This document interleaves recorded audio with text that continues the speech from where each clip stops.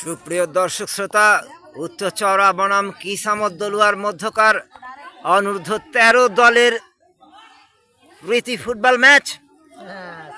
অসংখ্য দর্শক কিন্তু আজকে মাঠে এসেছেন এই খেলা উপভোগ করতে। কেউ অটোতে এসেছিলেন, অটো চলে গেছে। তো অসংখ্য দর্শক দেখতে পাচ্ছেন মাঠের দুই পাশে দেখা যাচ্ছে, এবং আমার পিছনেও কিন্তু অনেক দর্শক রয়েছে। ওটা দেখা যাচ্ছে না, এই যে আমার পিছনে অনেক দর্শক আছে। তো চমৎকার খেলে থাকে এই অনূর্ধ্ব 13 দল দুটি, কিসামত এবং 3 নং ওয়ার্ড চওড়ার। মাঠ খানিকটা পিছলা, তো অনেক খেলোয়াড় ধপাস ধপাস করে পড়ে যাচ্ছে।